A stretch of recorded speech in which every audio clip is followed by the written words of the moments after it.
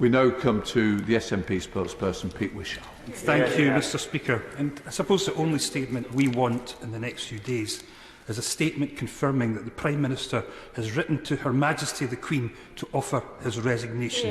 This absurd and laughable defence that he didn't know that he was at a party has insulted and offended a nation who now just want him gone. And for the Leader of the House to stand there and say somehow the rules were wrong just compounds this. Now, there's three options available to the Prime Minister. One, he somehow manages to find that self-respect and dignity and goes of his own volition. Secondly, they somehow find a collective backbone and compel him to go. Or thirdly, they all wait till an election and a good proportion of them will go down with him. That's what they're left with. Yeah. And now, of course, the Scottish Tories know exactly how the rest of Scotland feels as the Leader of the House poured his scorn and contempt upon them last night. According to him, the democratically elected Scottish Tory leader is an insignificant figure, a lightweight, a nobody, presumably just like every single Tory MSP who agree with their Scottish leader. The Scottish Tories are supposed to be the Praetorian Guard of the precious Union, and the Leader of the House has just undermined them and thrown them under the proverbial bus. If this is how the government even treats the Scottish Tories, why should the Scottish people even entertain remaining part of their useless union? Does he now want to take this opportunity to apologise to the honourable member from Murray for his remarks last night? Or is he prepared to make them once again in this House, just to confirm what we in Scotland all know? This is a government that could not care less about Scotland and Scottish democracy. Leader.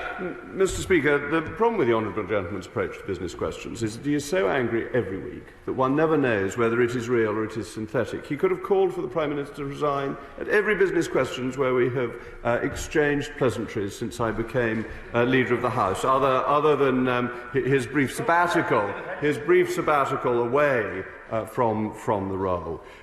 So I think that his call for the Prime Minister to resign is one that will not be taken any notice of. The Prime Minister won an election. That is the basis on which our democracy in this country works. He won a majority of 80, and he has done so much to the benefit of this country in the last 2 years. If we look at the whole panoply of decisions made with regard to COVID, the Prime Minister has consistently got them right. He got the vaccine right. He got the ending of the lockdown in the summer right. He got the refusal to impose new restrictions before Christmas right. He got the furlough right, the £400 billion to support the economy. Again and again, the Prime Minister got the decisions right that mean this country is coming out of the pandemic in a better position than other countries across the world.